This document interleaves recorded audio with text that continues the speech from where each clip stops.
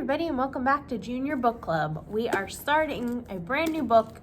It is spring, and this is another one that you guys had talked about before, back when we were still able to be together, and we were able to make lists about what we wanted to read next. So I've been going off of those lists for as long as I could since we've been not together. So this is one of your choices, and it's called Because of Winn-Dixie by Kate DiCamillo. So this is what we're going to read for the spring.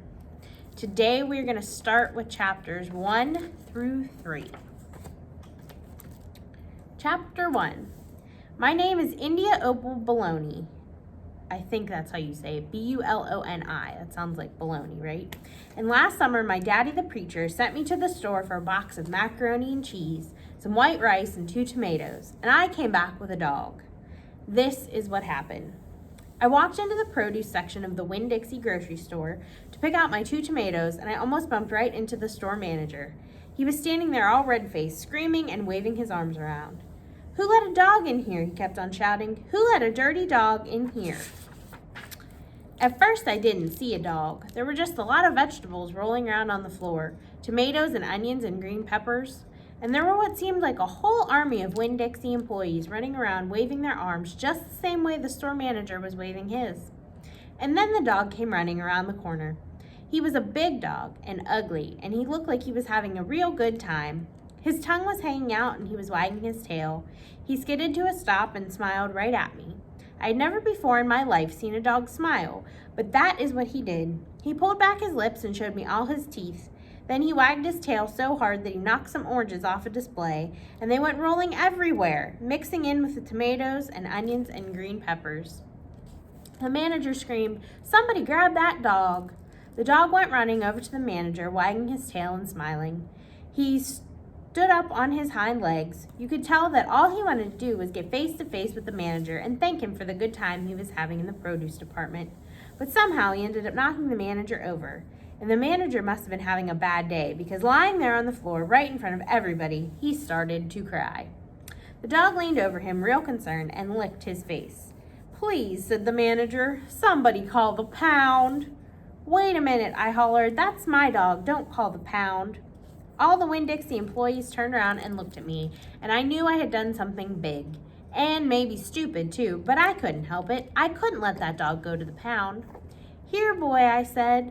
The dog stopped licking the manager's face and put his ears up in the air and looked at me like he was trying to remember where he knew me from. "Here, boy," I said again, and then I figured that the dog was probably just like everybody else in the world, that he would want to get called by a name. Only I didn't know what his name was, so I just said the first thing that came into my head. I said, "Here, Winn-Dixie." And that dog came trotting over to me just like he had been doing it his whole life. The manager sat up and gave me a hard stare, like maybe I was making fun of him. "It's his name," I said, "honest." The manager said, "Don't you know not to bring a dog into a grocery store?" "Yes, sir," I told him. "He got in by mistake. I'm sorry, it won't happen again." "Come on, Winn-Dixie," I said to the dog. I started walking and he followed along behind me as I went out of the produce department and down the cereal aisle and past all the cashiers and out the door. Once we were safe outside, I checked him over real careful, and he didn't look that good. He was big but skinny. You could see his ribs, and there were bald patches all over him, places where he didn't have any fur at all. Mostly he looked like a big piece of old brown carpet that had been left out in the rain. "You're a mess," I told him. "I bet you don't belong to anybody." He smiled at me. He did that thing again where he pulled back his lips and showed me his teeth. He smiled so big that it made him sneeze. It was like he was saying, "I know I'm a mess. Isn't it funny?" It was hard not to immediately fall in love with a dog who has a good sense of humor. "Come on," I told him. "Let's see what the preacher has to say about you." And the 2 of us, me and Winn-Dixie, started walking home. Chapter 2. That summer, I found Winn-Dixie was also the summer me and the preacher moved to Naomi, Florida, so he could be the new preacher at the Open Arms Baptist Church of Naomi. My daddy is a good preacher and a nice man, but sometimes it's hard for me to think about him as my daddy because he spends so much time preaching or thinking about preaching or getting ready to preach. And so in my mind, I think of him as the preacher. Before I was born, he was a missionary in India, and that is how I got my first name. But he calls me by my second name, Opal, because that was his mother's name, and he loved her a lot. Anyway, while me and Winn-Dixie walked home, I told him how I got my name, and I told him how I had just moved to Naomi. I also told him about the preacher and how he was a good man, even if he was too distracted with sermons and prayers and suffering people to go grocery shopping. But you know what? I told Winn-Dixie. You are a suffering dog, so maybe he will take to you right away. Maybe he'll let me keep you. Winn-Dixie looked up at me and wagged his tail. He was kind of limping, like something was wrong with his hind legs. And I have to admit, he stunk bad. He was an ugly dog, but already I loved him with all my heart. When we got to the Friendly Corners trailer park, I told Winn-Dixie that he had to behave right and be quiet, because this was an all-adult trailer park, and the only reason I got to live in it is because the preacher was a preacher, and I was a good, quiet kid. I was what the Friendly Corners trailer park manager, Mr. Alfred, called an exception. And I told Winn-Dixie he had to act like an exception too. Specifically, I told him not to pick any fights with Mr. Alfred's cats or Mrs. Detweiler's little yappy Yorkie dog, Samuel. Winn-Dixie looked up at me while I was telling him everything, and I swear he understood. Sit, I told him when we got to my trailer. He sat right down. He had good manners. Stay here, I told him. I'll be right back. The preacher was sitting in the living room working at the little fold-out table. He had papers spread all around him, and he was rubbing his nose, which always means he is thinking hard. Daddy, I said. He said back. Daddy, do you know how you always tell me that we should help those less fortunate than ourselves? He said. He rubbed his nose and looked around at his papers. Well, I said, I found a less fortunate at the grocery store. Is that right? He said. Yes, sir, I told him. I stared at the preacher really hard. Sometimes he reminded me of a turtle hiding inside its shell in there, thinking about things and not ever sticking his head out into the world. Daddy, I was wondering, could he stay with us for a while? Finally, the preacher looked up at me. Opal, he said, what are you talking about? I found a dog, I told him, and I want to keep him. No dogs, the preacher said. We've talked about this before. You don't need a dog. I know it, I said. I know I don't need a dog, but this dog needs me. Look, I said. I went to the trailer door and I hollered, Winn-Dixie! Winn-Dixie's ears shot up in the air and he grinned and sneezed, and then he came limping up the steps and into the trailer and put his head right in the preacher's lap, right on top of a pile of papers. The preacher looked at Winn-Dixie. He looked at his ribs and his matted up fur and the places where he was bald.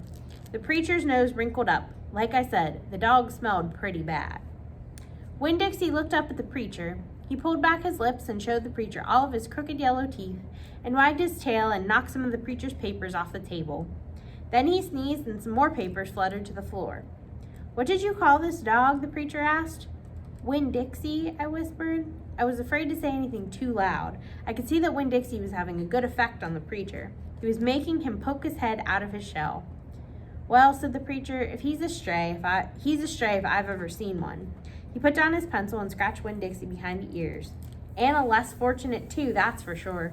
Are you looking for a home? The preacher asked real soft to Winn-Dixie. Winn-Dixie wagged his tail. Well, the preacher said, I guess you've found one. Chapter 3. I started in on Winn-Dixie right away, trying to clean him up. First, I gave him a bath. I used the garden hose and some baby shampoo. He stood still for it, but I could tell he didn't like it. He looked insulted, and the whole time he didn't try to show me his teeth or wag his tail once. After he was all washed and dried, I brushed him good. I used my own hairbrush and worked real hard at all the knots and patches of fur stuck together. He didn't mind being brushed. He wiggled his back like it felt pretty good. The whole time I was working on him, I was talking to him, and he listened. I told him how we were alike. See, I said, you don't have any family, and neither do I. I've got the preacher, of course, but I don't have a mama. I have one, but I don't know where she is. She left when I was 3 years old. I can't hardly remember her. And I bet you don't remember your mama much either, so we're almost like orphans. Winn-Dixie looked straight at me when I said that to him, like he was feeling relieved to finally have somebody understand his situation. I nodded my head at him and went on talking. I don't even have any friends because I had to leave them all behind when we moved here from Whately. Whately's up in North Florida. Have you ever been to North Florida? Winn-Dixie looked down at the ground like he was trying to remember if he had. You know what, I said, ever since we moved here, I've been thinking about my mama extra hard, more than I ever did when I was in Whately. Winn-Dixie twitched his ears and raised his eyebrows. I think the preacher thinks about my mama all the time, too. He's still in love with her. I know that because I heard the ladies at the church in Whately talking about him. They said he's still hoping she'll come back, but he doesn't tell me that. He won't talk to me about her at all. I want to know more about her, but I'm afraid to ask the preacher. I'm afraid he'll get mad at me. Winn-Dixie looked at me hard like he was trying to say something. What? I said. He stared at me. You think I should make the preacher tell me about her? Winn-Dixie looked at me so hard he sneezed. I'll think about it, I said. When I was done working on him, Winn-Dixie looked a whole lot better. He still had his bald spots, but the fur that he did have cleaned up nice. It was all shiny and soft. You could still see his ribs, but I intended to feed him good, and that would take care of that. I couldn't do anything about his crooked yellow teeth because he got into a sneezing fit every time I tried to start brushing them. And I finally had to give up. But for the most part, he looked a whole lot better, and so I took him into the trailer and showed him to the preacher. Daddy, I said. He said. He was working on a sermon and kind of muttering to himself. Daddy, I want to show you the new Winn-Dixie. The preacher put down his pencil and rubbed his nose, and finally he looked up. Well, he said, smiling real big at Winn-Dixie, well now, don't you look handsome? Winn-Dixie smiled back at the preacher. He went over and put his head in the preacher's lap. He smells nice too, said the preacher. He rubbed Winn-Dixie's head and looked into his eyes. Daddy, I said real quick before I lost all my nerve, I've been talking to Winn-Dixie. Is that right? The preacher said. He scratched Winn-Dixie's head. I've been talking to him and he agreed with me that since I'm 10 years old, you should tell me 10 things about my mama. Just 10 things, that's all. The preacher stopped rubbing Winn-Dixie's head and held real still. I could see him thinking about pulling his head back into his shell. One thing for each year I've been alive, I told him. Please? Winn-Dixie looked up at the preacher and kind of gave him a nudge with his nose. The preacher sighed. He said to Winn-Dixie, I should have guessed you were going to be trouble. Then he looked at me. Come on, Opal, he said. Sit down and I will tell you 10 things about your mama. That's all we're going to do today. Next time we're going to read chapters 4 through 6. So stick around. There's an activity to go with the story, the part of the story that we read today. And don't forget to join us next time so you can hear those 10 things about Opal's mama. Have a great day.